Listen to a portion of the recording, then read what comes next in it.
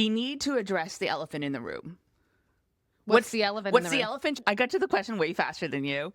The elephant is what's handicapping the WNBA right now, and that is injuries. It is the year of injuries, and you always wonder, why is every franchise player, why is every star player getting injured right now? Yes, they play an unrivaled, they play overseas, so they're tired, their bodies are fatigued, so they're more prone to injuries. But what else impacts female athletes? Yeah, absolutely. So I've done some research. And here we go into Kate's Got Questions. I do have questions. I'll just go get a snack while you go through this.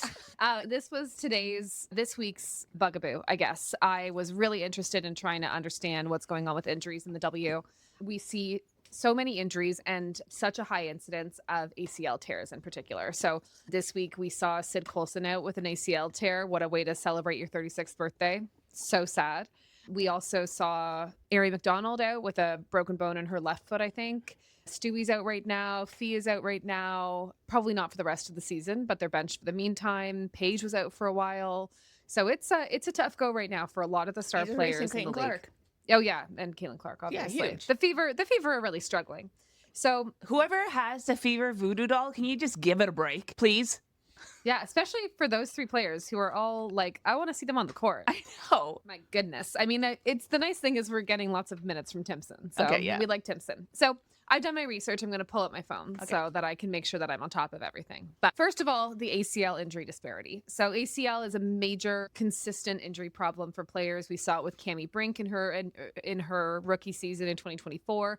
Nika Mule in her 2024 season also got an ACL tear. Georgia Amore is out with an ACL tear. A lot of rookies with ACL tears. And so the ACL injury disparity is very significant. So women are 3 to 6 times more likely to get ACL injuries than men are. And do you want to know why? I want to know why. Okay. So women are more likely to get them because it has to do a lot with physiology. So there's like the hip width to knee width ratio for women is a bit different than men. So physiologically, there's just kind of a different strain on the knee joint and on the ligaments and everything around it. So that is part of what can cause increased incident of ACL injury for women. But beyond that, there's also generally increased injury rate for women, partly due to hormonal influences. We're talking our periods? We're talking our periods. We're talking... They ruin everything. I know. We're talking the menstrual cycle. Right. So injury risk is significantly higher. And I'm going to get into the studies. I'm going to nerd out a little bit here. So bear with me. Nerd away. But injury risk, we believe, spikes during the luteal phase. And the luteal phase is the phase that comes after ovulation, right before your period starts. So we've got 4 phases to the cycle, and we're going to talk heavily about the menstrual phase and the luteal phase.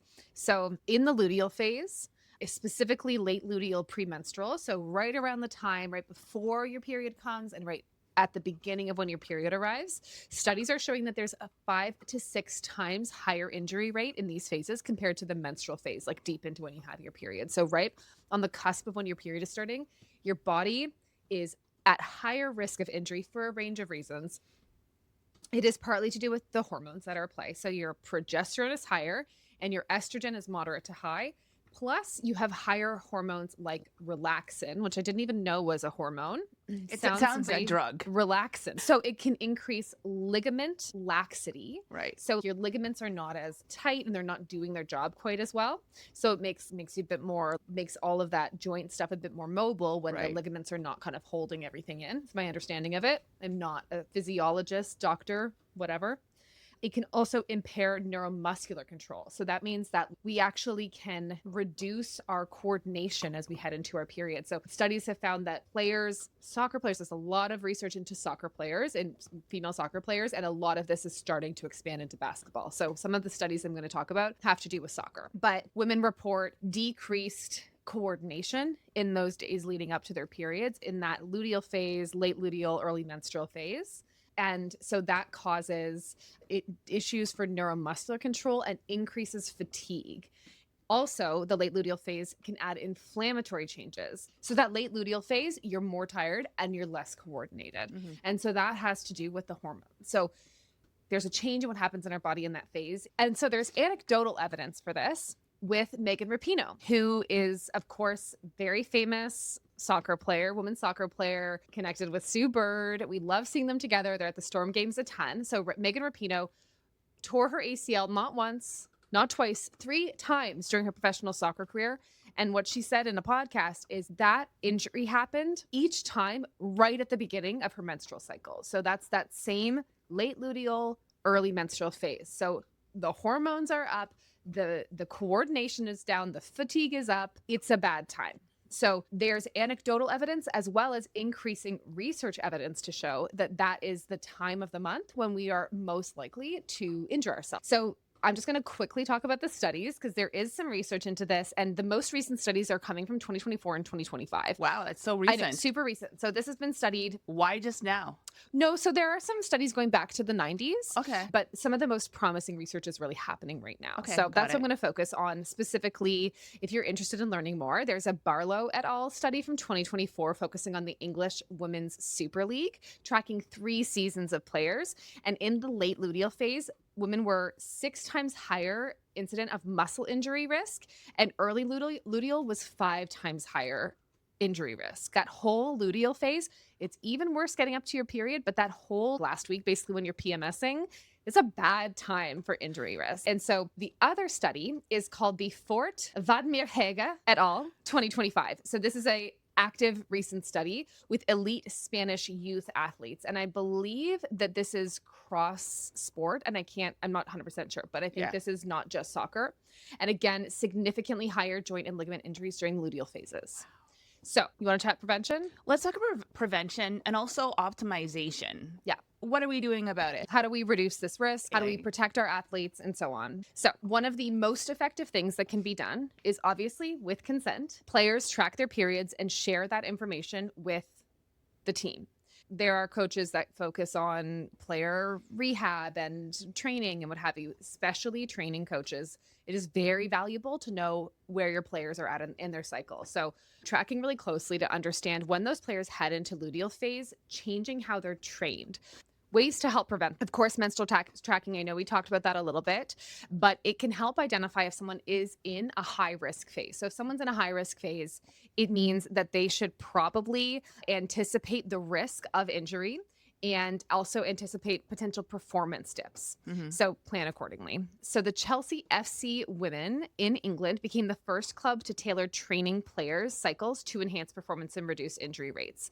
What this looks like is changing the load and intensity of the training, unsurprisingly. So if you're in that high risk window, you would want to shift to lower impact and more technical work. So you're not going to be really working on going full balls to the wall, for lack of a better word, maximizing your output. Right. There is a time for that. And we're talking the follicular part of your cycle, which is just before ovulation. It's after your period. You're feeling like you're riding high. You've got all the energy in the world. That is when you can really go all in on the physical, really pushing the limits of what you can do training wise. But what you don't want to do is do that during the luteal phase. So during the luteal phase, you really want to focus on periodizing around the period, reducing the load, focusing on technical skill during that period. So neuromuscular training, some strength conditioning, those are really important to do during the luteal phase. There's also cycle long training that can be done to really focus on things like your proprioception, your strength training, focusing on landing really well. So we know that our ballers, these girls,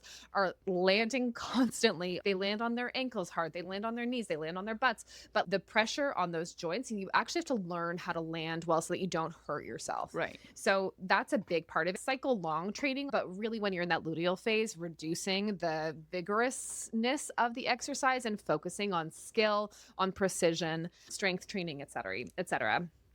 Also, some studies are recommending other kinds of movement during that period, even things like yoga or other more low impact activities to really just give the body a break. Lots more sleep. So during the luteal phase, we sleep worse. And so really focusing on strength as part of that conditioning period. And finally, nutritional adjustments. Right. So a different kind of balance of vitamins during the luteal phase can also help. So as our hormones kind of go up and down, it can be really helpful to modify the foods you're getting, especially foods that are high in anti-inflammatories, like rich in omega-3s and antioxidants, because as we talked about earlier, it's a high inflammatory part of the cycle. So I hear you talking about hormones. So how does birth control play a role here? Yeah, that's such a good question because it actually does play a really big big role. And this is something where you obviously want to be very careful. No athlete should be forced to take birth control if they don't want to.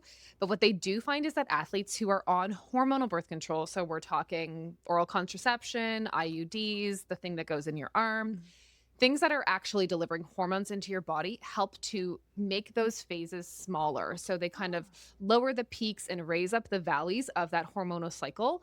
And we actually see that there's a decreased risk of injury for players who are on hormonal birth control. You know, and birth control is very clearly used by many, many people. It is known to be safe and effective as contraception, but there are plenty of people who don't want to take contraception. Of course. And so if you are not interested Your body, your in, choice. exactly, in hormonal birth control, then there are other ways to work around it. But we do find that players who are on birth control see a significant reduction in injury risks during those periods. Wow. So that's the deep dive.